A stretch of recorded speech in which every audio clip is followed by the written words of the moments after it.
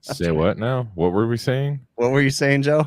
Oh, nothing. Where Nothing. monkeypox came from? I'm not sure. I thought it came from whatever cult or whatever. You but- thought it Say came what from now? actual What were we monkeys? No, saying? they. What were you saying? Whose thing was just playing? Oh, Oh, I better check mine. It was mine. Oh yeah, of course it was yours. It was mine. Oh man. Man, so what's up, guys? I got to try to muster up some energy here. I just got off my exercise bike. I I got get a my question, legs moving. Bill. What up, yo? You know how to write in cursive still? A little bit, but only because even when I learned cursive, I decided I don't want to ever use cursive. So I pretty much write in a printed hybrid method where some, like That's randomly, exactly some of my, like it's not actual cursive, but some of my letters will connect only because I've developed that sort of style, I guess. Yeah, I do the same thing. Even my signature is like 2 cursive letters and then a bunch of squiggles and then maybe a real R and something or other. Like my cursive signature is literally just my initials written sort of fast, and then I like put this long thing on the end. I'm like, whoosh. I'm like, there you go, man. That's fucking fancy. what's a Is cursive there an signature? actual reason for cursive anymore? I mean, think I ever had since- this discussion with my family like a year or two ago, and I think I even had the discussion with with maybe my grandmother or something like that, and like I was kind of chastised because I said we don't need cursive anymore, but I don't think we really do. I'm wondering. I got to ask my kids. I don't know if they're learning it. I had heard they're not really teaching that in school. Why did we ever start that to begin with? So I assume we developed the regular written language at some point in, I don't know, 1492 when Columbus sailed the ocean blue. That's when we developed writing, I assume. But why did we say, like, all right, we need to figure out a way to do all this faster without lifting our ink pen off the paper so many times? Was it just Maybe, I wonder if it efficiency? had to do with those stupid pens they used. Yeah. Oh, good point. Yeah, maybe like every time you Fountain lift pens it or up and whatever? put it back down, like it blots the paper or something. Dude, I wonder if it had something to do with fountain pens. That's interesting. I've never thought about that before. I am so lost right now. I think we're having it's because we're having a gummy talk right now, bro. Is that what it is? Oh my god! All right, so me and Chris were just talking, and he was saying maybe they don't need to teach it period anymore. People don't write really with their hand. No. But I wonder if they're not going to teach like cursive style writing, are they maybe going to focus more on typing? Getting people's typing skills up a little bit.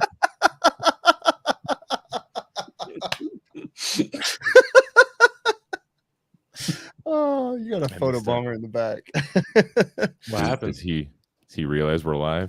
Oh, yeah, he's just messing around. No, but like, yeah, I think we were kind of discussing this, and I can't even write anymore. My hands shake when I write. Like I can remember having like beautiful writing when I was a kid. I could do really well and everybody could read everything. But now if I try to write something, I write like a girl. Like when I'm really calm and in a good mood, I've noticed my writing is it's just awesome. But it's also kind of feminine. So I gotta butch it up a little bit. You know what? Start like holding the pen like this and like, it's my name and fucking scribbling shit, and that's how I write. But that's the noise I make when I write. I don't write. I have like the messiest, just regular. What do they call it? You imagine there's going to be a time in our society where like nobody knows how to write. Well, that's the point. That's where Adam was going. We were gonna say like there's like a whole like we've been writing and like expressing ourselves for thousands of years, right? Thousands of years we've been writing with our hands, and it's changing. Like from this point forward, it's like a paradigm shift, right? Randy Torboli said, when I was in school, we learned sex ed before they taught cursive writing. Oh my God. Yeah. How awkward is that class, Randy? Did you ask a lot of questions? Was it taught by the lunch lady? The lunch lady or the supply French teacher? Well, here we go. I hope whenever I think of the lunch lady, I think of the Adam Sandler movie. What is the Adam Sandler movie where you a paint spackle to explain it? No, how about some more Slappy Joes? Slappy Joes. Oh man! I bet that class blew his mind. You put that where? Has been so. I'm trying to change the subject, Bill. You gotta say hi to our What's chat. up, Randy? Yeah, we forgot. We didn't even do any shout outs tonight. I know. What's up, Randy Ravioli? Him and his little buddy Luke are actually watching live tonight, so he didn't go to bed early, I guess. It's party time in Randy's house. We got Herman in here, Jason Johnson, Will Speed. Okay, but Will is being lazy this week. Jason Johnson said he won a calligraphy contest when he was in 5th grade. Okay, so I had great writing in 5th grade too. Now, Jason, do you still have great writing, or is your handwriting shit like mine is? Because like my daughter, she writes and it's like, oh my gosh, like it looks like it was printed from a printer. You ever know? see people that can do that really fancy calligraphy stuff? Yeah, that's legit like an art form, man. Awesome. That's old timey stuff right there. Yeah, like if you can actually pull that off with one of those, like I don't know if they use I think they use different size markers with the chisel tips, like the wide and the small, and they make those fancy letters and stuff. That's legit, man. Anyways, I bet it was, Randy. Yeah. So what's up, guys? What was your week like? Hell. That's right. Absolute hell. Like, just, you know what though? But I feel like Adam and I were kind of talking about this earlier. There's something going on where I'm starting to get more relaxed. Like this week, I should be a wreck right now. I should be just frustrated and punching holes in the wall, but I'm pretty I'm pretty chill with everything lately. Like I really am. I'm starting to relax a little bit more and not be so stressed out about everything. So yeah, I was thinking about this yesterday. I had an install that went way beyond what we quoted it for. Like one of those days where you hang the evap coil, finally get it all wired in, wire the lights in correctly, and you turn it on and one of the evap motors doesn't work. Ouch. And then half hour later you realize that the little plug on the inside just came out. Yeah, like one of those days. And I actually got pretty mad. Like wasn't punching holes in the walls, but it took me a minute to realize, like, hey, just relax, man. Just calm down. But let me ask you this. How good does it feel to punch a hole in the wall? Feels pretty good. It does. It's but scary. I will say, like and I was telling my service manager this, like there's acceptable levels of frustration. I feel it's okay to express on job sites. Like when all this stuff was going down, one of those days where everything just goes wrong. Every screw you drop hits the edge of your boot and flies like 10 feet away underneath a bunch of stuff. You never find it again. Yeah. One of those days, like that day, it's okay to like use a couple cuss words, kick some trash outside. You know? My thing is though, is it gets out of hand. I start throwing tools. Stuff goes flying across the roof. I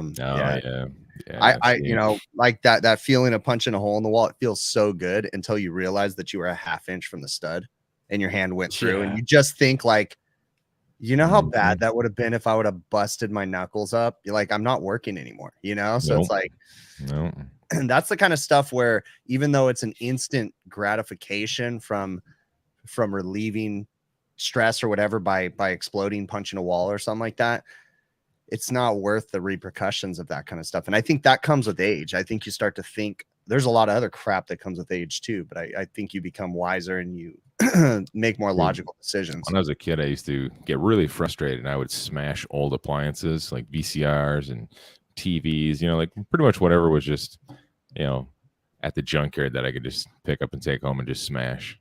Yeah. I've never been one. Like, I couldn't bring something home just to smash it. I wouldn't get a satisfaction. You should try it. I bet you would love it. Like bring home, like go to the thrift store, buy one of them big giant 4-foot printers from 1987 for like $9. Bring it home, put it in the garage and just beat the hell out of it. It's funny you say printers because one of the Jill, my wife, she still gets freaked out about this. Wondered because one time we were in my office and my printer wasn't working and I lost my shit on my printer and I literally smashed my fucking printer in front of her. I was like, God damn it. Boom, boom, boom. And she just like these eyes that she had on her and she like stepped back like, what the hell is this? And I was like, calming down. And I'm like, I'm going to go get a new printer now. Like, but it felt so fucking good. Dude, I smashed everything on and they have these like, how they have escape rooms. They have these smash rooms now. Like it's a legit business where you go there, you rent the room for like a half hour. And they just have like all this, old VCRs and stuff. You can just smash guitars and stuff. Michael House says a good point in chat. Sorry, Bill, if I cut you off. He's like, I used to smoke a cigarette, which a lot of people do when he got stressed out. That's hard to cope with that stress when you always have a vice like a cigarette. Like, Yeah. what do you do then? I Especially if quit you're trying to quit like smoking him. and I quit drinking, and now I'm just constantly filled with rage and anger. And the only thing it takes all the energy in me to keep it from exploding at every waking second. That's why I sound how I sound. It's so hard for me because what I realize is I don't communicate properly. So that's where most of my rage comes from. When I get angry at someone, I just swallow it and move on. And then I swallow it, move on, and then I lose my shit. So one of the hardest things about being an adult, right, and learning how not to punch walls anymore is how to politely say my feelings to people. And it's really awkward, you know, like when you're mad at someone and you're like, all right, dude, look, this really upset me. But and like to go through this whole thing and it almost de-escalates you and it pisses you off because you're like, fuck, no, I needed a satisfaction, not a, you know. See what Jesus Fish said? He throws rocks at cars and windows. And he changed his icon. He's a cat lady, maybe. How did you notice that? Good eye, Joe. I know. Yeah.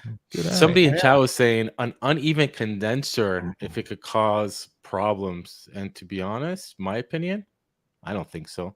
No, well, depending on how much it is, because if you've got a fan motor moving at what kind of condenser are we talking though? 1725 RPMs, and you know that condenser is leaning 4 inches. That's gonna be a problem. 4 inches maybe, but I think I forgot someone was talking about this. The push on the blade will still be the same on an angle. I don't know, but some people had arguments about liquid in the condenser collect. It's all fancy. Like I've seen old units going on for 25 years like this. You know what I mean? So no, there's truth in that because I have a story about a water cooled condenser that I knew nothing about water cooled condensers, and I replaced one for the first time. And we bought just a shell and tube condenser, and it didn't have any end plates on it, so we had to strap it down ourselves, and we mounted it in the wrong direction. And it took me an entire day, this is before I really knew anything, to figure out why my sight glass, I keep adding gas and it won't clear. And it's like, okay, I've put 30 pounds of gas in this system, you know, and it's like, there's something wrong here. And literally had to take the condenser and rotate it 90 degrees. Oh, okay. And because the liquid wasn't having with the water, because it's a water cooled, so it has an in and an out, and the liquid it was just getting all jacked up. And so, I mean, but that was an extreme condition, right? That was an extreme one. But, you know, what's really interesting, and I think it's hard. It is hard for people that are just coming into the trade. I learned so much from my mistakes. And I honestly don't know if I would have learned these things had I not made the mistakes. If someone had tried to tell me, I don't know how much I would have learned. What do you say to a new guy getting into the field who is obviously green, been in it a couple of years, makes a lot of mistakes, but he's very driven and passionate, and therefore he's very hard on himself? You know, like one of these guys that beats themselves up every night when they like make all these mistakes and everything. Yeah. What kind of advice do you give them? That's a hard one. I mean, that's how I was when I was in. You want to tell him don't take everything so seriously, but you also don't want him to the pendulum to swing the opposite way where he doesn't give a crap. Exactly. Everybody needs a bit of fear. Like I'm driven by embarrassment and fear. I'm afraid of being embarrassed. And so I don't ever want to have someone hang up on me when they ask me what superheat is again, you know, like, and it's those things, and having to tell the customer, I don't know how to fix it. You know, I'm driven by that, but so you have to have a happy mixture of both, because if I'm a carefree guy that doesn't care, well, then I'm not afraid of messing anything up. Yeah, I might learn a lesson, but also what are you going to break when you mess it up? And customers these days, I say this quite often, a lot of the customers that I got away with things, I would have been fired from that customer now. Like they're not forgiving. There's no relationships for the most part. You're not their friend. You're not anything. You're just a person giving them a big ass bill. So how do you do that then? If you're saying like most people wouldn't learn, or you necessarily wouldn't learn without screwing anything up, but like now people don't allow you to screw up. So yeah, that's a hard thing. Well, I question. I mean, I could be wrong, and I know I'm also a freak in my head, right? I'm weird, as opposed to other people. Pineapple on pizza thing, we know. Yeah, pineapple on pizza is the only way to go. You guys liked that post, didn't you? That was pretty epic. I got a lot of support. I think my response was the best. It looked like it fell on the floor and nobody scraped the trash off it before they put it back in the car. Someone made a pineapple party joke too. Was it you, Adam? I don't Probably. know. Oh, someone made a pineapple, or was it you, Joe? Someone made a pineapple party joke. Hey, before we get too off topic, let's get back to what we were saying now. Yeah, we'll come back to that. Yeah, you got me distracted. What was I saying? I already lost my train of thought. We were talking about new guys getting in the field, beating themselves up all the time. Well, there advice needs to we can be give fear. them. Yeah, there needs to be fear. There needs to be a little bit of But fear. They have to be afraid of breaking how many things. years of you coming into the trade did you like no longer have that fear? Like I assume you probably still have a touch of it, but Yeah. like there had to have been like I don't know 5-10 years where you're like you start noticing like I'm feeling pretty good about this. I remember sitting down with my dad one time. This was probably 5 years into the trade, and Good point, I remember sitting down with him, and I remember him telling me, "You've been doing really good." And I think he was giving me a raise or something at the time, and he was like, "You're doing really good. You're excelling." He goes, "But I don't want you to get cocky, and I want you to realize there's gonna come a day when you're gonna have so much knowledge that you're going to have constant headaches and you're always going to be stressed because you're going to be the person that solves the things that nobody else can." And so that's that was probably about 5 years in is when I thought I was on top of everything. I thought, and maybe you have the same thing too, Adam, but I thought my shit didn't stink, and then it's like, oh, no. That's when I realized that at the time, my dad wasn't sending me to the hard calls. He was only giving me what I could handle. So I felt like I was the king of everything. And then I got my ass handed to me when I realized, oh shit, right now I got to figure this out, and it's like, the Dunning-Kruger effect. Mm-hmm. Yeah. Is that what that big word means? I hear a lot of people know how dumb you are. No, Clive talks about that quite frequently. Yeah. You're not smart enough. You're not smart enough to know how dumb you are. Yeah. So Joe Corbin, and I'm going to be honest, Joe Corbin said something about getting shocked, right? I see that comment right now. I'm going to tell you something. I'm not afraid of getting shocked. Is that bad? Like, I know it's bad, but I don't, people point things out of my videos. I think I'm numb. People point things out of my videos and they're like, don't do this, don't touch that. And I'm like, really? That doesn't even fade. Like, I know not to touch it, but I'm going in and I'm not afraid. I don't walk in thinking, oh my God, I'm going to die. I just talk like I'm doing my thing and I'm being careful. Although, like, I have to say, some of the package units, you have a little bit more room in there. You get a little bit of a pucker factor if you go in on like a small little air handler with a heat kit. You're trying to get in the test wires way in the back. Yeah, very fair. And I'm going to bring up a good point. This couple months ago, my mom called me and she said her air conditioner stopped working and whatever. So I went over there and it had a bad capacitor. So I changed the capacitor. I put it in there. I started it up, but I started the system up and I didn't want to turn it off because it had been off for so long and it's under a heavy load. And I just changed the cap. So I wanted to let it keep running, but I still needed to mount the cap. So I grabbed it and I got the shit shocked out of me by touching her cap. And again, it was tight little space and I was trying to screw things in and it didn't knock me over, but it was just like. You changed the capacitor live? Oh. No. I turned it on and mounted the capacitor live. I didn't change it live. I had it power off when I turned it off. I wouldn't even handle one of those things live.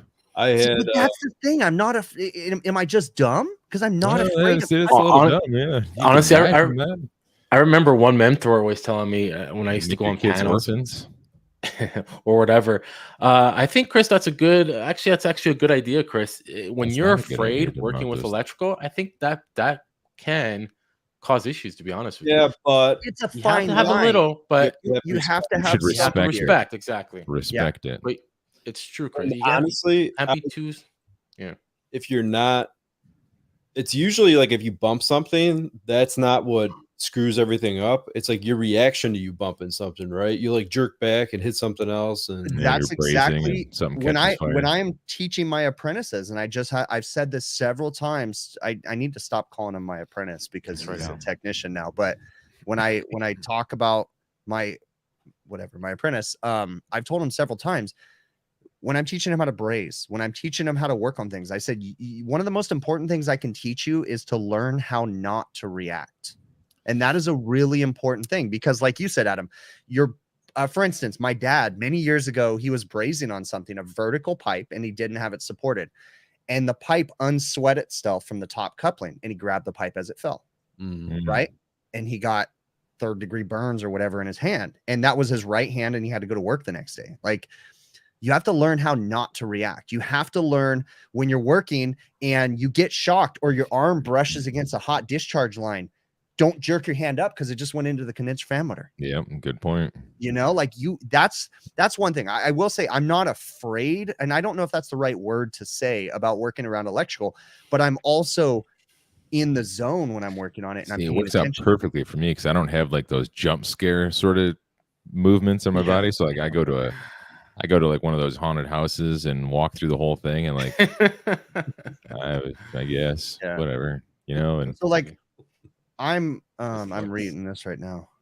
Do you guys think Clive had said something, he typed OSHA in one of his comments, and do you guys feel like the OSHA stuff is ridiculous, or do you feel like we need people telling us not to walk near the edge of a building? Like, do you think that we should be able to be big boys and say what we want to do and what we can't do?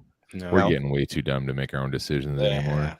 Well, and I will say in all fairness, when it comes to those safety rules and things, like, you know, of course, I'm thinking that a person's of a competent mind, right? But then at the same time, we do need some sort of a group of people telling us what we can't do, because when we do hurt ourselves, we expect the company to pay for it. You know what I'm saying? Yeah, so that's there has to be fair. like, so there's got to be some black and white there, you know? Yeah.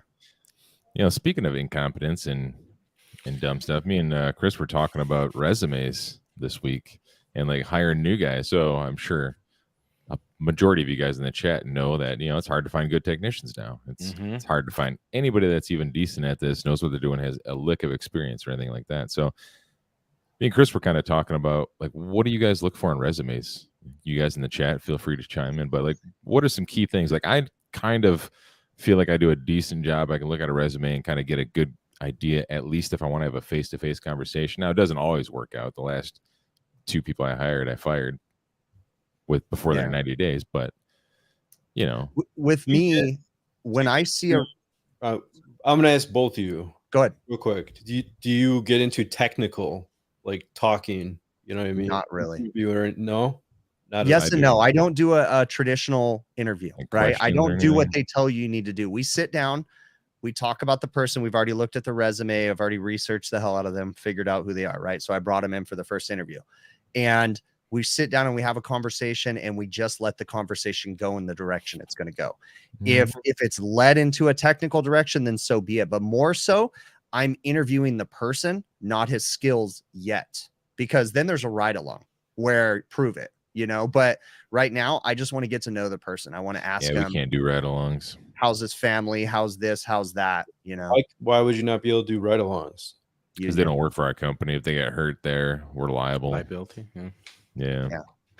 It is a gray area. It is a complete gray area, the ride along process. Places around here that do it though, but I'm like, I don't know how you guys, like, what if that falls off the roof and dies? Then he's hired. I mean, like, that's just as the company goes, he's hired. That's what you have to do. Yeah. I mean, he was hired and you suck that one up. But so one of the things that drives me nuts though, right, in the interview process, if I get a resume that says that the technician has experience, and then you go through this and they list the experience they have, and then you find out they've only been in trade school and that's where they got their experience, I rip that resume up and throw it in the trash. That one pisses me off, and I lose my temper on that. I can't handle when people say they have experience because their stupid trade school told them that now they have experience. You do not have experience. You have experience now. Well, maybe instead of saying they have experience, they should say, I've been taught, or I have passed such and such exam, or something. I've been in trade school for the last 2 years. Right. Like, I get a lot of like resumes that aren't even like a part of the trade, like warehouse workers applying, and I don't know if it's because they're like, that's because you're using those stupid Indeed job finding websites. Those are Indeed dumb. It's Indeed. Indeed basically is for maintenance guys. You want a maintenance guy? Indeed basically gave all the stupid sales companies and sales trainers and stuff their ideas on how to sell the company and how to work social media and just algorithm. It's just dumb. Indeed's dumb. Indeed had a thing 15 years ago. I think they had a place, but I don't think they're useful anymore. They are not. Well, so, you know, when you take them out of the equation and all the other job finding places, like, where do you find a good technician now? Or even a decent one. I mean, you can go to the trade schools, I guess. You go to the supply house, sit next to the guy, just sit there all day. Well, you might find a unicorn. Unicorns are car. Just that unicorns, You know, hard to some find. people don't I know a lot of you understand this, but I get so many people constantly asking me, what do I mean when I say unicorn? Unicorn's a mythical creature. It doesn't exist. So we're being ironic, It right? actually We're means finding the a perfect super gay technician that Chris can ride around the office. Yeah. But you know, you might find a unicorn. I have found 2 unicorns in my career, or in my business over the last 20 years. I've had 2 unicorns that, like, oh my gosh, you know, like, it was amazing what they Do you became. remember what the resumes were like, or how they came? They to weren't. be They part were. of They your were company? friends. They were Oh, friends. gotcha. So Like, you know, you train them from the ground up, or Yep. Yeah. Yep. Yep. And they were the best technicians. And what did I learn from that? I trained them from the ground up. That's the best technicians I've ever had have been trained from the ground up. When you If you can guys find the right personality, I agree. when you guys hire from Indeed, do you guys pay for it monthly that you could actually pick?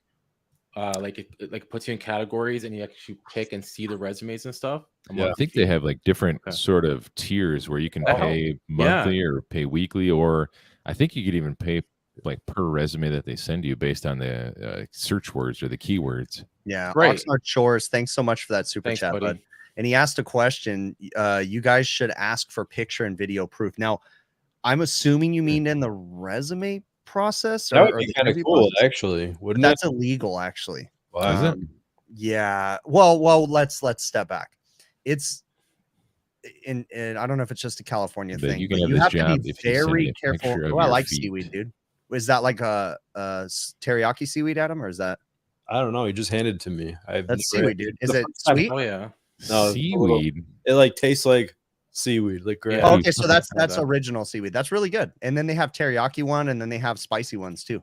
Are you fucking Yeah. Aquaman over here? Dude, it's amazing. It's dried seaweed. It's really good. What But, is this? Where in this? Asking for video proof. So you have to be careful asking people to submit pictures with resumes and things like that. I don't know if that's where he was going, but that's Yeah. just what it got me thinking. Very Because then you could technically discriminate careful. Right. against them because of what they look like. But it doesn't make sense, because then you Here's the can go into thing. the interview process. Why you know? not? Wouldn't it be cool to actually use it kind of like that is your resume? Like, who cares about what don't tell me what you do, show me what you could do. You Oh know? yeah. No, and I got a great resume, right? I mean, you know, like that's the cool thing. But no, I like the idea of video stuff, but at the same time, you have to remember something too. I'm a business owner. I'm super busy. I've got a million things going on. I don't have time to watch a video. It's hard for me to watch a You video. know, one of the things I like to do is call them sort of like a pre-screen, and we'll have a casual conversation. And as they're talking, it usually leads into something about work, and they'll tell me a little bit about their job, and then I'll ask them a question like, you know, was it this kind of system, or you know, what does that do? Like, it's something maybe simple that I already know. That's sort of how I don't know, sort of feel it out a little bit, I guess. It has come to now let me say where this has failed too, because I will most of the time the first interview is just a conversation, getting to know the person, that kind of stuff. Then if we like their personality, I usually invite them on another day where he comes and does a paid ride along. So I pay him for the day and he comes with me, and then that's where I'm like, okay, you're competent. And I can usually tell when they say, oh yeah, I know how to braze. And then the way I can just tell by looking at them, you don't know how to braze, you know, or Yeah, if I do, right I'm like, away. here's a torch, go to town. Fix Oh, you it. actually let them braze? Yeah. Man, One that'd of be them, awesome. I would Wow. love one to of be them, able I to brought do him that. back to the shop. And I had a bunch of scrap and I laid a bunch of stuff out. And I was like, all right, braze this copper to steel, you know, all this stuff. And yeah, anyways, I've done it, but there's liability there. There's absolute liability, you know, and I wonder that's if you can just easily get them to sign a waiver. Like, could it be that simple? They just sign a waiver I and mean, like, boom. people are jumping out of planes, right? Yeah, with a right. waiver. Yeah, you know, yeah, like, maybe.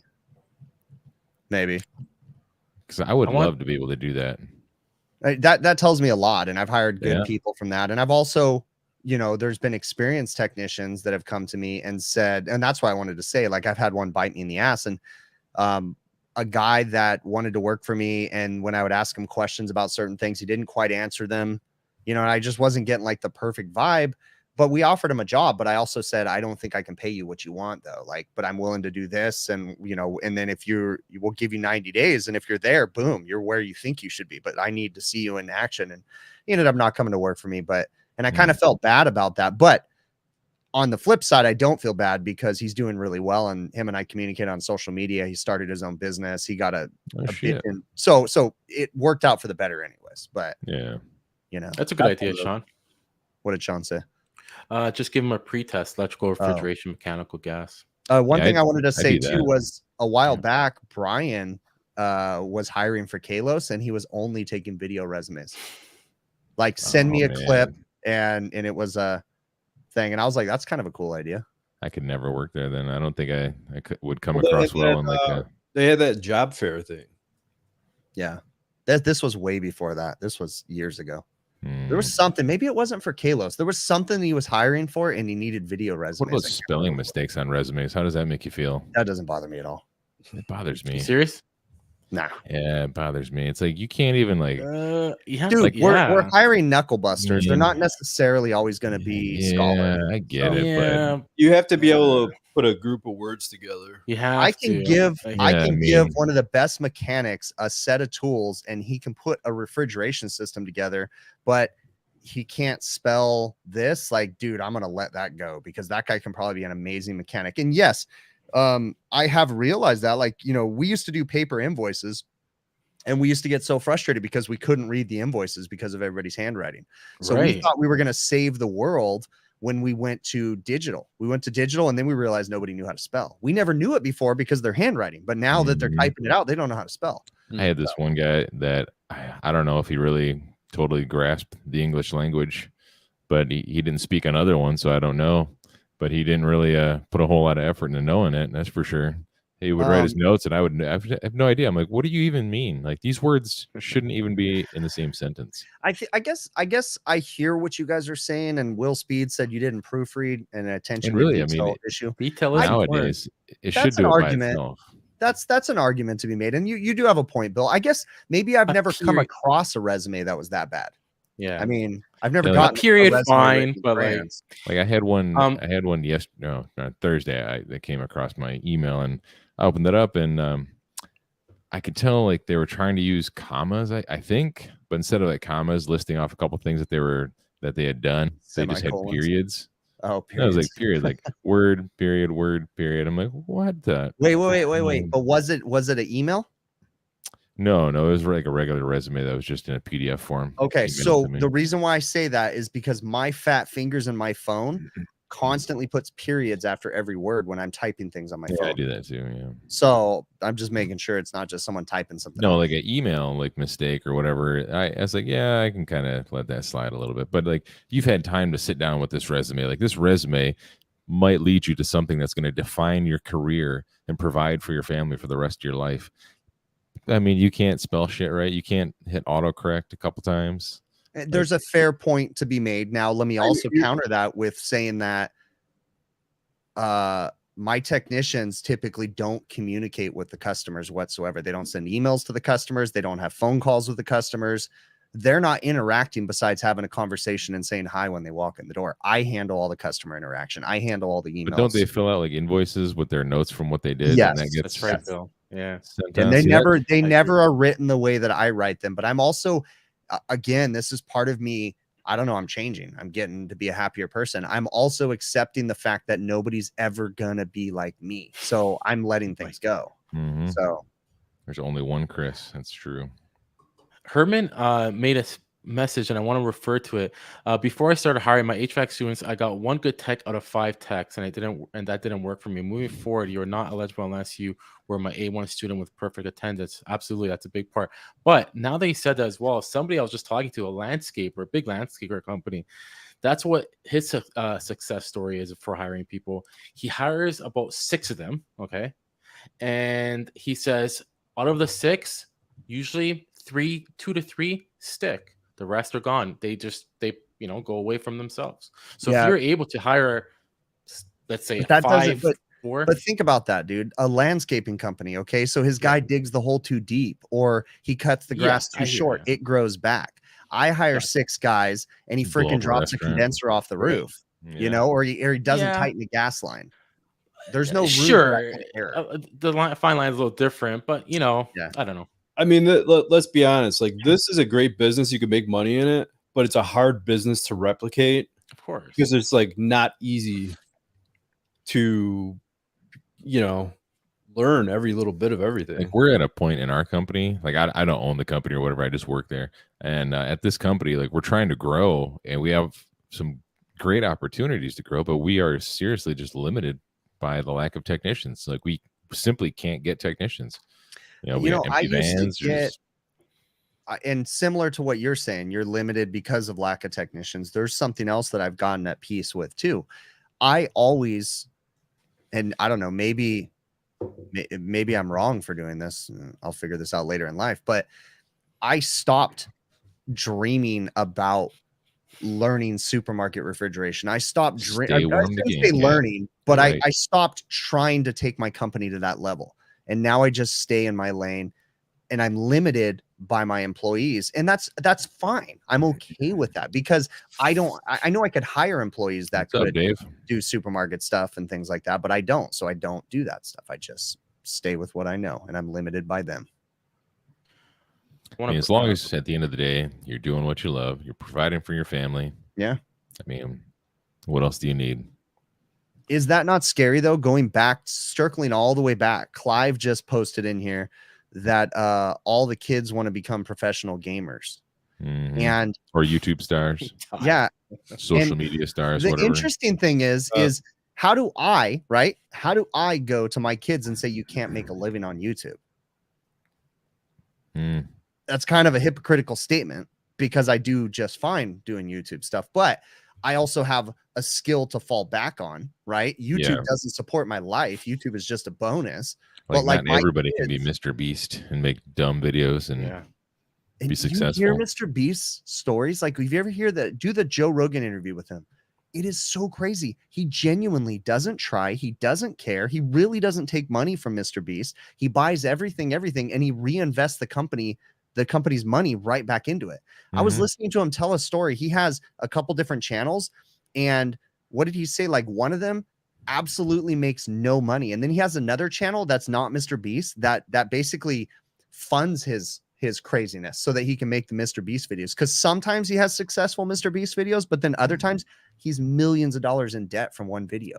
Wow. That's crazy. And he just genuinely doesn't try. Can you imagine like I don't even know if I would spend $5 to make an overtime video for us. Like maybe I would, maybe $10 even, but like $1 million budget for like YouTube videos. That's just crazy to me. But he literally gives away cars and stuff. Studio. Yeah, he literally bought a production studio warehouse place that he makes videos at. That's all he does. Like he bought a chocolate factory, and he gave away a Mustang to a power lifter. He's like, if you deadlift the back end of this, you can have this new car, and he did. And he's like, here you go. I'm like, what? Now, but here's what you don't hear, and I have heard this in an interview, and this is only logical, is he doesn't pay their taxes. So if he gives someone $1 million, you're paying taxes on that $1 million. That's a tax write-off for Mr. Beast. So all the shit he gives away is a tax write-off. And that person, therefore, he has to claim it too. Anything over $600 that I give to a single person as a business, I have to 1099 them. If it's a gift, it's a toy or whatever. The first Christmas giveaway that I did where I gave away stupid shit, like bunch of money and stuff and tools. After the fact, I was like, oh shit, I was supposed to 1099 everybody. So the second one that I did, I just did $500 gift cards. Like, here's a bunch of $500 gift cards. That's it. Because then it was under the 1099 threshold. But start doing a new channel called the California Beast. California Beast. Do it. I'll let you have that name. Trademarked Bill Russell. Oh, yeah. Hold on. Let me go buy it right now. Hell yeah. Well, let's get back to what someone asked the question earlier. How was your guys' week? Yeah. Go ahead. Because I'm busy, man. Yeah. Yeah. Busy. You know what? Real quick. I don't want to hog the mic, but real quick. This week, I put in like 62 hours, right? I mean, that's, it's a busy week. But I feel like 10 years ago, I would do that and be like, whatever, no big deal. Or maybe I'm just not remembering it correctly. I don't know. You led me. I literally have this written down here where you're going with this. So it feels like it's been like 83 hours. Like a month and a half ago, I did work, 80 hours, like 81 hours or something in a week. And I felt like I had jet lag for like 3 or 4 days. Like it was kind of rough. And then this week I put in 60 hours. Like, it's 12-hour days, 5 days, whatever. Not that hard. But I was like, man, absurdly exhausted for some Dude, reason. My neck hurts. This is the one I don't understand. In the middle of my foot hurts. Why? You got plantar fasciitis. That's why. I don't know. Right in the middle, not in the ball, just in right the middle. Yep. Freaking hurts. I had dude. it. Yeah. What the hell? How does You that need happen? arch supports. It's two things. One, you're getting fat. Two, your arches are falling because you're getting the fat. fat part for sure. And then the other part about the arches, that's what I told arches. Adam before. Yep. I'm literally, I don't care how much they cost. I'm going to the Red Wing store behind me and I'm buying fucking. No, don't buy Red Wings, dude. Just Why?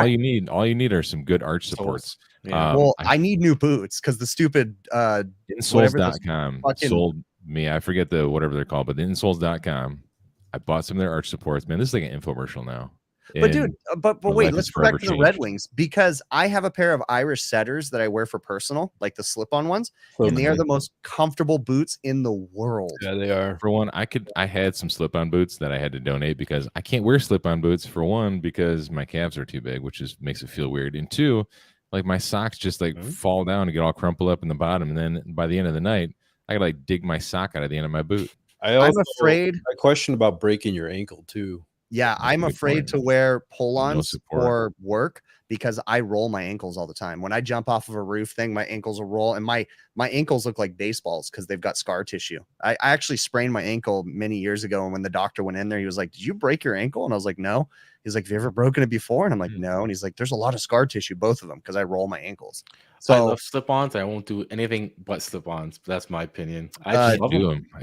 They just feel like I don't know, like I'm wearing big soggy wet boots. They're just like flopping around all the time. No, but yeah, you know what, Clive? We do have the same problem. I was just trying to buy shoes today, which is difficult. Even online, I can't find 15s anywhere, man. The Jammer, thanks so much for that super chat. We'll get to your question here in just a second. I'm going to go ahead and keep it on my screen right now. I'll keep it right there. Let me keep it. Anyways, I have those Irish setters and I love those. Now I won't buy slip-ons, but that's why I was kind of like, I'm thinking about going the Red Wing route before. So right now I have the Brunt boots, and they're completely falling apart. How long have you been actively wearing them daily? Yes, I've been wearing them since we got them a year ago. So let me give them a year. I think so. They're super comfortable. Those Brunt boots are super comfortable, but I don't like the durability. They don't. But to be fair, I've had them for a year, and the toes are finally wore through. So I don't know. I mean, I usually get about a year out of my Rockies. I've been so used to like how the eyelets hook on Red Wings that like when I tried the Brunts, it was like weird lace in them. It was like just a weird feeling. See, I got the Rockies where you pretty much put them on, you tie them one time, and then you unzip them from the side, and then like that's it. It's the greatest thing ever. I love zipping the boots up the side, slapping that Velcro on the. I think that gave me heel pain. Perfect. Those Rockies. So we have two things I want to cover. The Jammer super chatted us and said, "What do we think of heat pump water heaters?" Yeah, why not? Yeah, too much long. What do we think of heat pump water heaters? You're getting more and more calls. Well, he paid us money. I'm gonna answer his question. No, I agree. I change the subject, please. Yeah, but what do you guys think of heat pump water heaters? Yeah. I think heat pump water heaters are cool. They're 100% efficient, right? But I worry that I think about technology. I think about a tiny little box on the wall with a bunch of control boards and a reversing valve in it and all this weird crap, right? Or not whatever, not a reversing valve. But the point I'm trying to make is when you guys work on those stupid tankless water heaters, it's got to be a nightmare, right?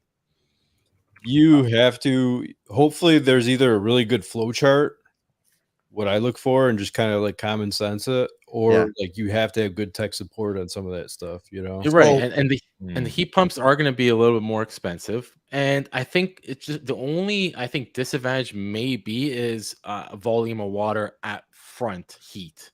Yeah. Eventually, once it's at that temperature, you're able to maintain. But up front heat, you might have, I'm pretty sure they have backups. I'm not sure. You might need a backup. But if you need a lot of heat to warm up a certain amount of volume, it's going to take a lot. That's all. See, I don't know. I guess the first thing I thought of was I would totally just miss the sound of that burner flame just whooshing, firing up.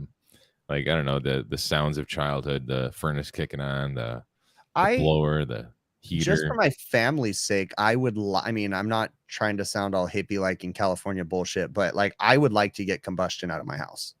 I've always wanted combustion out of my house. I would like to go electric, but electric has never been.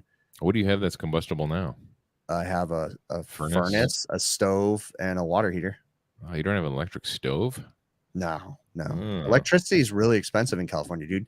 On another note, I shit my pants when I got a $2,300 electric bill. I told you guys about that, right? Mm-hmm. So I have my freaking electric bill for last month was $2,300. I've never paid more than $400. I about shit my pants, and I'm like, what is this? And I went back and what it is pineapple parties is what that is. No, we have a I was looking for the power lines. I'm like, who's fucking stealing power from my house? Like looking around, there's nothing. But I'm on this budget thing where they give you a consistent bill every month. And you have to make up the difference. And then sometimes you have to make up the difference. It's never been that much. Sometimes I feel like I did that once. And I just realized like I haven't been on a budget in 15 years. Like, I don't know why I'm still on that shit. I'd rather just get a $600 bill and then $100 bill, $100 bill, $100, you know? So I got to get off that. But I protested it. I called them and I was like, you guys need to investigate this. I said, well, because then the lady on the phone, when I was talking to her, she goes, sometimes, you know, they estimate what you're going to use. And then when they come out and read your meter, I go, nobody reads meters anymore. They're all digital. Yeah. She goes, you guys see it 24/7. She goes, oh yeah, that's a good point. And I said, yeah, I'm contesting this bill. Have someone coming out and figure it out, look into it. And then it's funny because then he's like, yeah, or the girl, she was like, so you don't have to pay your bill. Just wait until we find the verdict of everything. And I go, oh shit. You don't have to pay it? No, not now. Right? She goes, you don't have to pay it right now. It's put on hold. Right? Oh, it's just they're gonna do their they're gonna do their investigation. Audit, but then they're gonna hand me the $2,300 bill, and then next month $600. You know what I'm saying? I'm like, you get their best detectives on the case. Yeah, Electric shock Holmes. But the other thing I wanted to ask was Dave Johnson said how to measure refrigerant oil from a dead compressor, volume or weight. Now I know the answer to this. Do you guys know the answer to this? I'm curious if you know. Volume. So on a compressor, on a Copeland compressor, it says how much oil it takes. Is that volume or weight? That's a good question. I always assumed it was volume. It's volume. It is. Yeah. Now, here's the thing that I don't understand. So technically, I've shown it many times and people question me all the time when I change a compressor and I weigh the oil. They're like, you're not supposed to weigh it. You're supposed to check it in volume, you know, and okay, I get that. But who the hell has a measuring cup on the roof with them? Here's a curveball. Like, you know, oil for cars, isn't that measured in volume and weight where they showed the W, like 10W? 10W, 30, like whatever. But the other question I have, so when you are pouring the oil out of a compressor, you're supposed to have a measuring cup. You're supposed to do it. But number two, and I actually called to ask Trevor this too. And I go, Trevor, I got a question for you. It's Trevor Matthews from Refrigeration Mentor. I said, why do we measure oil by volume? Right. And he's like, well, because that's how you do it. And I go, but when it gets, do you measure it when it's hot or cold? By volume, right? Because when it's hot, it's going to thin out. When it's cold, it's going to get thick, right? So is it going to contract? The weight's going to change. Well, it'll change, will it not? Yeah, oil changes weight when it's cold and hot. Viscosity will change. But will the weight? Will the volume change when the weight change, when the viscosity changes? Why would the weight change? Like, no, I don't mean weight. I mean the volume. The volume.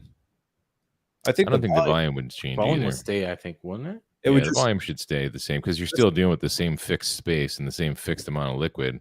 I think it would just the viscosity would change. No, but think about it. Well, how come when water freezes, it expands? It's changing state. We're not changing state in the oil. We're just loosening it up, I guess. I don't know. I'm not a scientist. That's a good point. That's a good point. This is a gummy question. Gummy question. The Jammer's saying, I like that you live in California. He's talking about you, Chris. New segment idea. Gummy questions. Guess we're running out of power soon. He's saying Water and Lake Mead and Lake Powell because they're both about to get go dry. Because I seen an ad about that too. Apparently some lakes are getting dry up there. Oh yeah. So because we're too dumb to figure out how to have a water pipeline from the Midwest to the Saharan desert that we live out on the West Coast, right? We can have we can't, but we were building an oil pipeline from Canada to the United States. Aren't you guys right next to an ocean? But how come we have, because desalinization costs too much and takes too much electricity. And how do we make electricity in California? Question? Anybody out there? Solar panels? No, we burn fucking fuel. Gerbil wheels? So majority of our shit comes from I I have a good interruption point. I took a train survey that came in my email yesterday, and one of the first like few questions was, "What is your thoughts on electrification?" Interesting. I think it's great if we can have energy that's low enough. So does anybody answer in here? Does water only expands when it freezes? It actually contracts slightly until it hits that point. So does anybody have am I crazy for thinking that when oil gets super, super hot? Oh, TY Banana Man says, as you heat a fluid, it expands. Yeah. Yeah. So I'm not crazy. Sometimes I think weird thoughts, but then I think I would think that too, because water and hydronics, same thing, but I'm thinking oil would be a little different. That's all. Oil's going to thin out. But anyway, so the point I wanted to say, Dave asked the question, how do you measure oil? You're supposed to measure it in volume, right? And I don't have a thing, so I'll throw it on a scale. I guess I should look this up before I ask this question, but in all reality, how much is 16 ounces measured by volume different from 16 ounces measured by weight? Good question. Is it really that much different? I don't think it's going to be that much. I couldn't even tell you. And if you're measuring oil, I don't know. I'd be kind of curious if anybody in there, but if you're measuring oil out of a compressor, another thing to understand too, is if you're pouring oil out of a compressor, give yourself a 10% margin of error, because you're not getting all that oil out. Half of it, there's a good percentage of it in the system too. Yeah, that's a good point too. And then everything coated in the inside of the walls of the compressor, inside the piping. Yeah. So it's negligible. Like these little fine items that we're trying to negotiate, they're all negligible. It doesn't matter. None of it matters. I want to bring this up before the show ends. What's going on with you Americans and these new cylinders getting posted? It's like a big deal. So one of the major organizations and several prominent people that I respect on social media too, that in the HVAC space, are whining and complaining that say no to the new refrigerant cylinder. What difference does it make? Don't you think a reusable cylinder, and this isn't a recovery cylinder, this is a legit certified cleaned cylinder, right? Because they're putting refrigerant in it. They have rules they have to follow. Isn't that going to help the environment by not wasting a bunch of crap making disposable cylinders that we throw in the trash? Or throw in the ocean to catch catfish? Yeah. Like, who cares? I don't see the big fuss about a pontoon boat out of mine. Wait a minute, I saw that. Have you seen that post? Like, oh god, only in America. But Southern America, people. Like, why don't we just have when they're selling jugs of refrigerant, just charge like a little bit of a deposit, like $10 deposit, bring it back, and we'll give you a credit, like they do with pop cans and shit. It's not that big of a deal. I think it's more of a money grab by the refrigerant manufacturers. I think the refrigerant manufacturers don't want to use the reusable things. I don't know. I don't understand. Isn't it like ACA or something like that is trying to get them not to use reusable cylinders? There's people commenting too. There's other people commenting. I saw some people from the symposium. They're like, no, don't. And yeah, I think, and maybe I'm wrong. Maybe I'm ignorant. I'd love to know where the problem is with it. But at the same time too, I feel like us as a society are getting more and more whiny about stupid stuff. We're getting dumber. God. Like literally skyrocketing into idiocracy. I feel like there's so many things going on that we should be paying attention to, but we're worried about a refrigerant cylinder. We're so stupid as a society. Like, that's why I'm glad I have like this group of guys, everybody in the chat included, because you guys are obviously above average intelligence if you're here watching us. So I would think most, honestly, I think they're stronger, to be honest with you. They're stronger. You don't have to worry about those. I see you guys, those plastic thingies break off sometimes. You're trying to turn them somehow, some way. I've only had one. I want to cover that real quick, but refrigeration and kitchen EQ tech. No, see, in the United States, we have disposable refrigerant cylinders. So when we get a 30-pound drum R22, fucking throw it in the when trash, we're done bro. with it, you just throw it in the trash. I know, it's pathetic. Yeah, because it's gonna go to us. It's gonna go to some landfill somewhere, and I'm not gonna see it for at least a couple hundred years. And who actually pierces their refrigerant cylinders to let all the refrigerant out? I mean, most people just let it go, but you're supposed to pierce them so the trash truck doesn't smash them. But yeah, we're a bunch of whiny babies here. We truly whine about the stupidest stuff here. I like to take my empty jugs and I'll put a little whistle on it. It sounds like a baby crying, and I'll open it just a little bit and I'll throw it in the dumpster. So somebody's like, "Oh no, dumpster baby," and they come a running and like, "Oh, it's just a tank of refrigerant." That bastard. I just open them and just let them go. That's why I just throw them right in there. Yeah. I just open them. All I know is the North America, the Canadians and the Europeans, and I believe some Asian countries are already doing it. We See, love it. They I'll- might be a little heavier, when but you know what? feel Awesome. like we're so far behind on things that make sense, like recycling and deposits on metal Oh, things like I agree, Bill. refrigerant jugs and stuff, you know. And yeah, I mean, I can go on and on.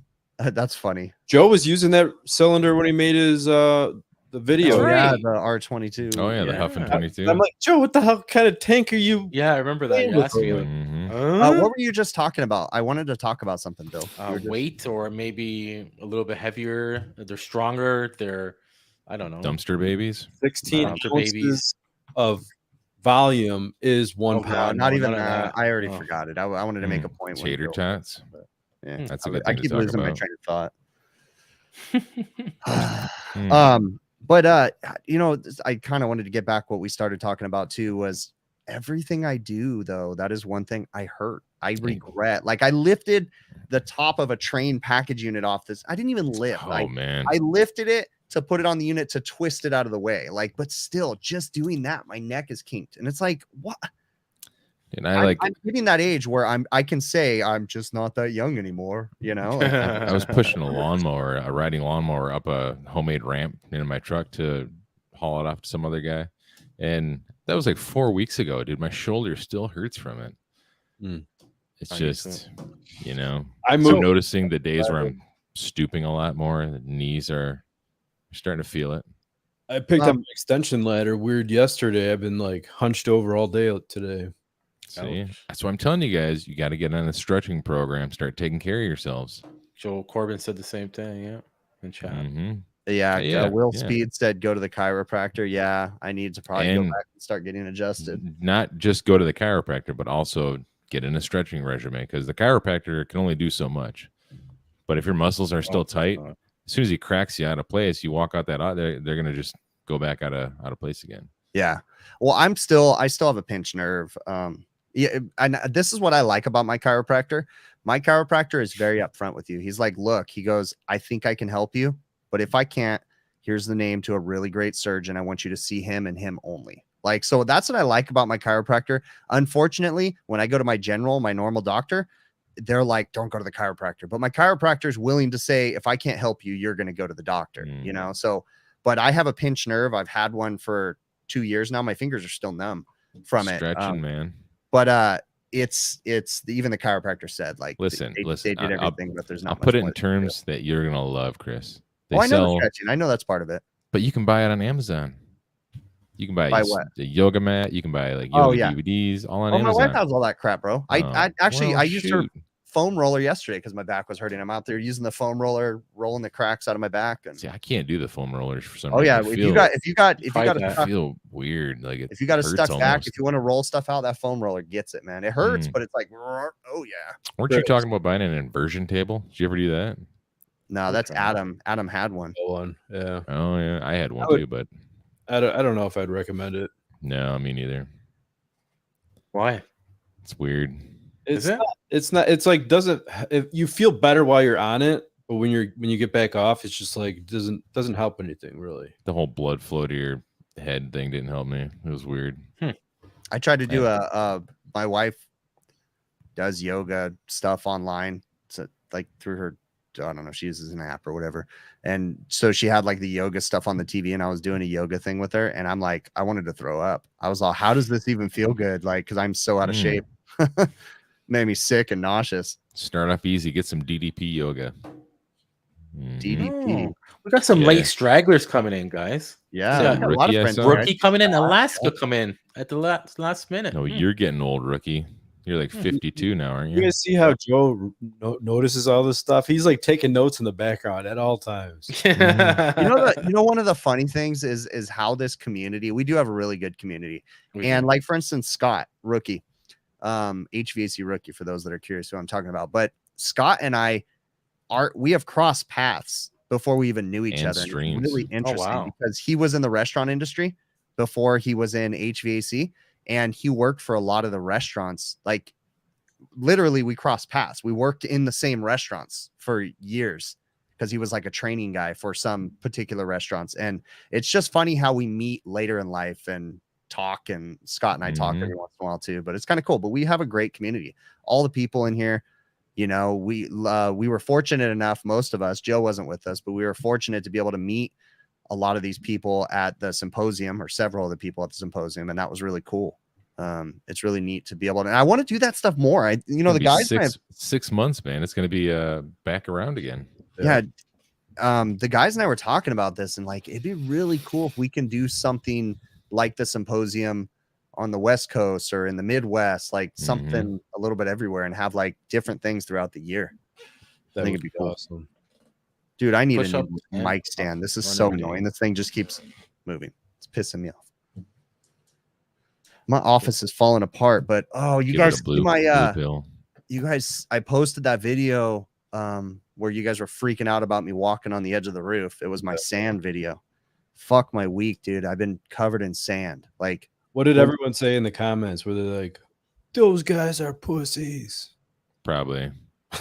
No, actually, I got comments about people telling me to be careful walking next to the edge in that video too. You're not a cat. There was nothing sketch about that, dude. That's how you get up on that roof.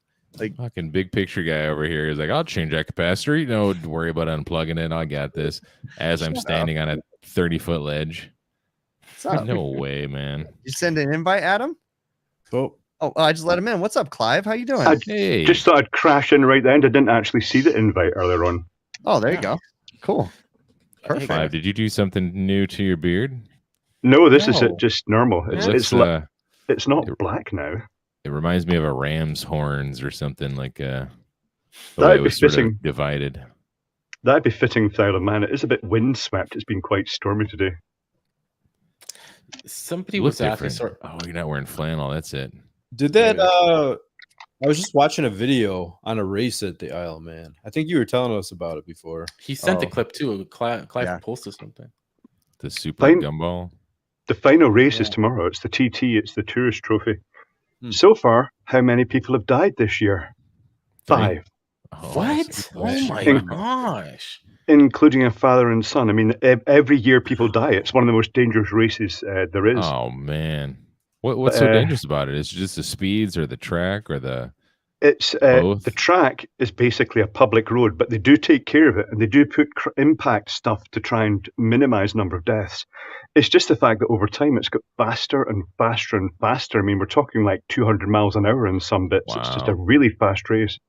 I can't even imagine going 200 miles an hour. I'm going to interrupt this. R134A, it's actually living on the edge. But yeah, you got the right idea. He said walking on the edge was an Aerosmith song. I think Step Back from That Edge, my friend, is a better one. Oh, the Third Eye Blind one? Mm-hmm. Suicide or jumper video or whatever. But see, if the race wasn't as dangerous, it wouldn't be as popular. The reason they do it is because it's dangerous. And that's people want to the see big thrill about it. Die and get ejected out of their cars. One of the worst things that I did was before bed last night, I was doing one final look at my phone and some clip came across and it was like extreme. I didn't know that they did an extreme version of Wipeout, the TV show where people got hit by all the obstacles and stuff, but it was like extreme Wipeout. And I watched a clip of that last night and that was so freaking hilarious. I was sitting there watching it. They got like phone. The big foam things that like spin around. Yeah, but it was like intense. Like it was where I think in Wipeout, when they would do like where things would come out the wall when you're walking by and stuff, I think it was random. This one, there was people pushing buttons. So someone would walk and punch them, and then someone would walk again, and the next one would punch them, and then the next one would, like, it's like, no, this is intentional. Man, I've seen those, like some of those people, man, they get folded from that stuff. Yeah. Like, I see that. They go like those big ball things that they have to jump from. They go down between them and you think their body isn't supposed to bend that way. You know, even if it's foam. And they're just normal people. But that's the old and somewhat athletic, but we're sitting there thinking about our body folding in half and I'm like, oh yeah, I wouldn't recover from that. But some of these people just get up and they're like, you know. Yeah, I can't imagine working a day or driving my van at least in a day without having my lumbar support pillow. Like, what am I? It makes you just saying that. I regret saying that out loud. You know what? I need a lumbar support pillow. Can you give me an affiliate link, Bill? I want one. Man, I got to check my pockets. I bet I got Werther's Originals in there. Yeah, Nope, not that old yet. Is that the inflatable ring that you sit on for your piles? Is that what you're talking about? That's a donut. Get one of those. That's probably donut. I do have one of those in my seat, but it's like cut out where your tailbone is to release the pressure off your spine. When you fart? No, don't no, get when, it. when you're sitting in your seat. So all your weight isn't sitting on your tailbone. Dude, if you farted in a donut that you sit on, when you get up, it'd be like poof. That's what I mean. Is it like a storage compartment? That's pretty much what it would be. Kind of. I mean, I drive around all day just drilling farts into that thing. Yeah, I genuinely try not to fart in my van because then it freaking smells like shit all the time. So well, where are you gonna do it then? You just hold them all until you get to a roof? That's probably why I shit my pants so much. That's a good point. Yeah. That's a good point. It's been a while. That's for hemorrhoids. Yeah. It's been a while since we've been in this subject, huh? Yeah. I shit my pants recently. I don't really talk about it. It's not that funny anymore. It's just like, oh shit. It's just normal. No, Chris. Yeah. Chris, tell us about your recent incident. I was sitting on my couch and I thought I was going to fart and I didn't. I was like, oh, nope, that's not good. Oh, nope, that's going to leave a stain. Yep. I was like, please don't go through the couch. Nope. Okay, we're good. So, are you embarrassed when your wife finds your underwear with a shit stain on it, or? I threw him in on the dog. Threw him in the wash. I don't leave that for her. Oh, that'd be messed up. Do you scrape them first before putting them in the wash? Do you scrape them?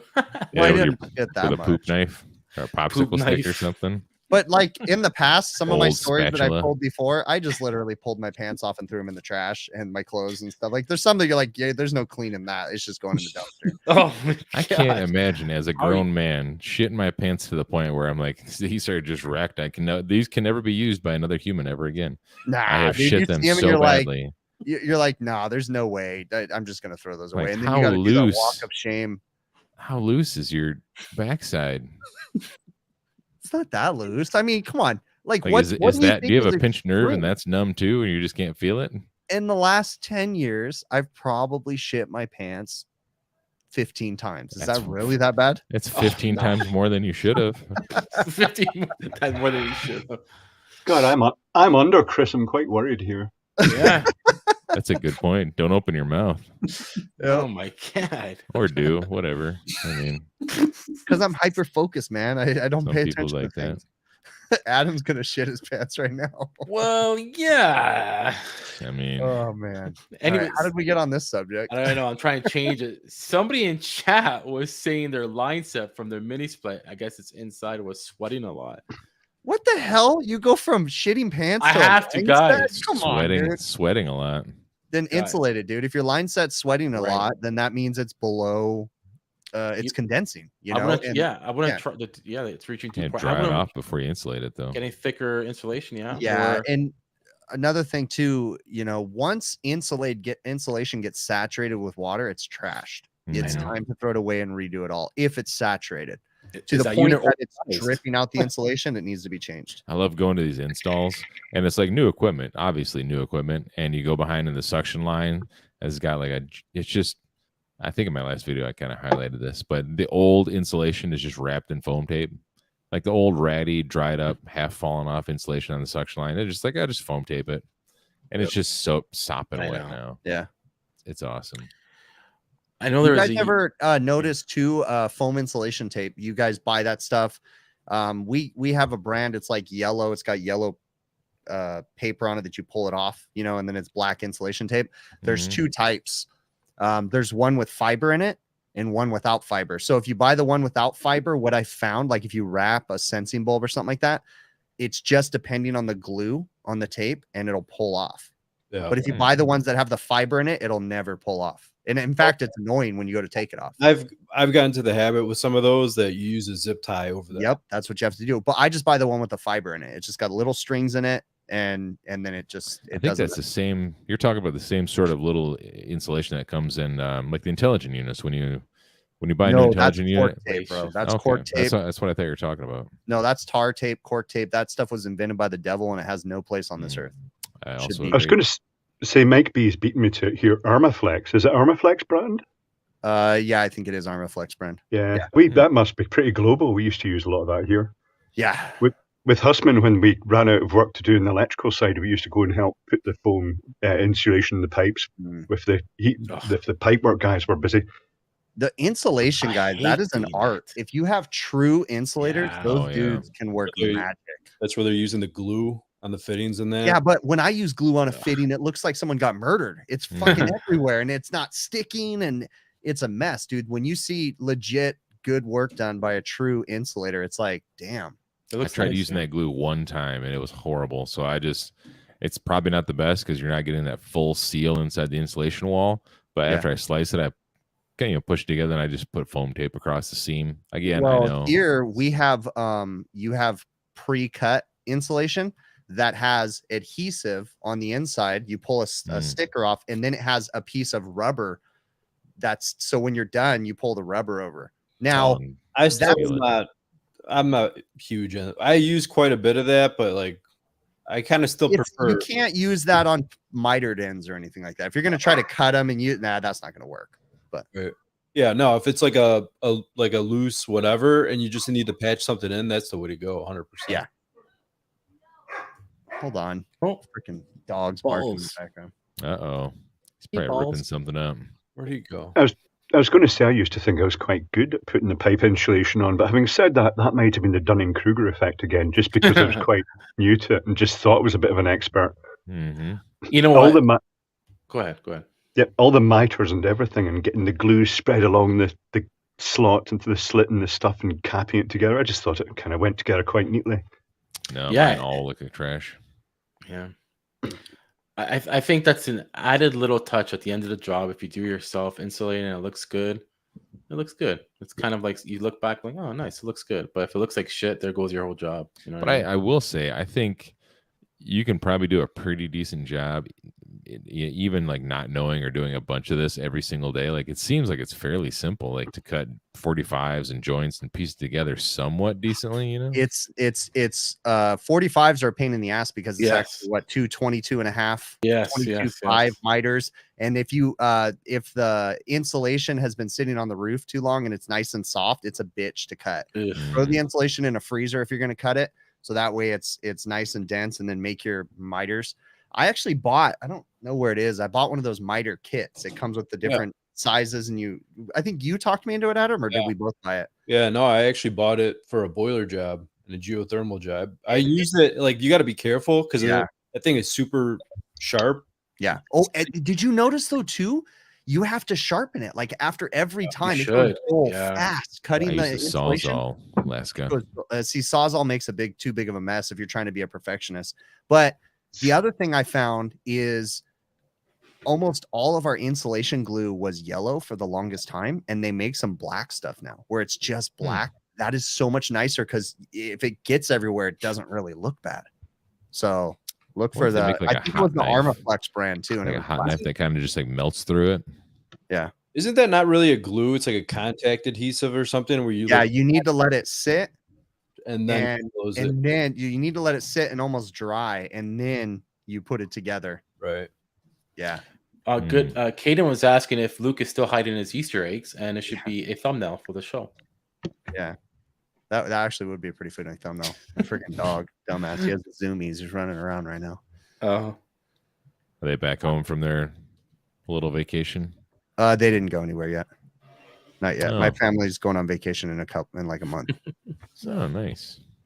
No, and Luke will be with me for like a week. Yeah, hopefully it doesn't tear anything up while you're at work. Oh, I'm sure he's gonna tear the shit out of my house and my yard. You're for cutting insulation. Yeah, I think that's what I used to use. One of these sort of craft knives with the disposable blades. And if it's sharp, it cuts through cleanly. If there's if it starts to wear, it just starts ripping it. Yep. Yeah. I use that same knife when I cut spray foam. Like when I built my daughter's playhouse, there's a lot of areas that I spray foamed in. Yeah. And I just took that and kind of shaved it right down and smoothed it out, you know. So before Adam, I'm assuming you talked me into buying that miter box with the insulation knife and stuff. Before he bought me that, I got the brilliant idea. I was like, you know what? I have a really, really sharp, like very, very nice fillet knife in my tackle box for fishing. And I was like, dude, I'm going to go grab my fillet knife. That's going to be perfect for freaking cutting insulation. Oh yeah, it was beautiful for the first two, but now my fillet knife is fucking dull. And it's like, God damn it. Sharpen it. So I'm saying a hot knife. Knives, some dude. sort It's of pretty easy. Get the heated stone knife. Yeah, it's the saw that comes with it. They give you a sharpener. Yeah, they do. Oh, there you go. No, I'm talking about my nice fillet knife though. Yeah, there's a stone you could get. It's pretty easy.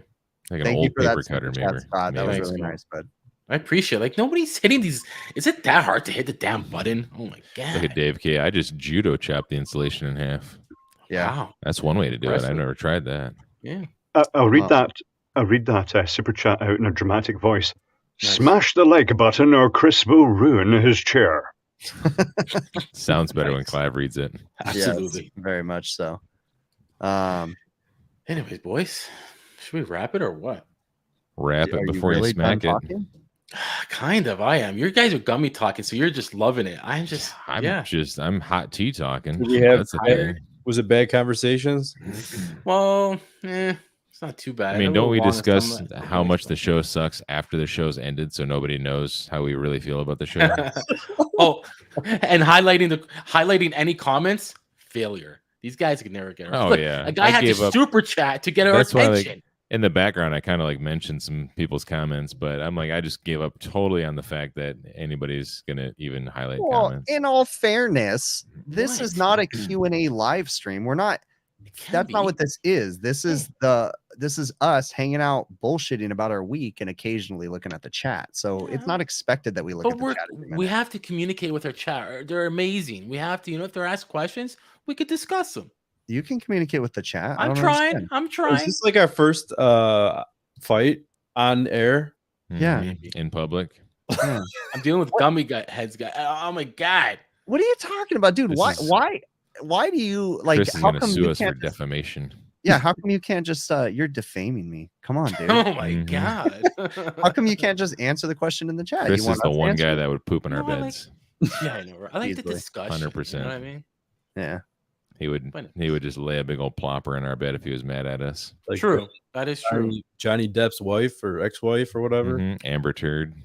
Amber turd. That's funny. I never heard that term actually. Mhm. Dude, my daughter had come in. We did now that we're Say talking my about daughter, bullshit. kid. No, my daughter had come in and she was talking about the Johnny Depp thing, and I didn't really pay Oh, any attention to any of it.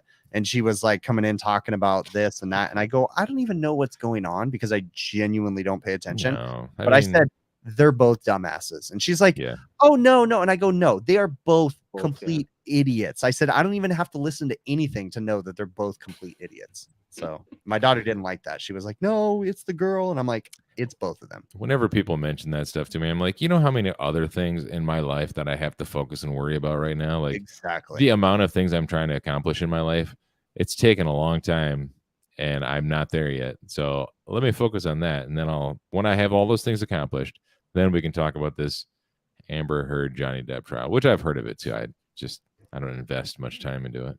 Nope, I don't care. I think it's stupid. No, I'd rather hang out with you guys for a night than talk about that. Yeah, absolutely. for sure. Be Except ready. you, except Joe. Who is this? Joe is number one. Chris is no good. What? Who said that? Hold on. Let me You know we find gotta it. I bring will back- highlight it right now. Hashtag Oh Joe my gotta god, go. we're gonna get a highlighted comment. That's Where's it at? I'm odd. gonna wait. I gotta find it. Where's it? Come on. Remember when that was Oh. the thing? It's way up high. Hold on, right there. It's Mike Henderson HVAC. I need to find it on the other chat. Mike Henderson. Toodles and HVAC. noodles. It's not his first time here. He's been here. So- My goodness gracious. How could he say something like that? If you find a pile of shit on your pillow, Mike, you know who it is. Exactly. I shall send you a box of shit. And I'll give you an HVACR video sticker right on the top.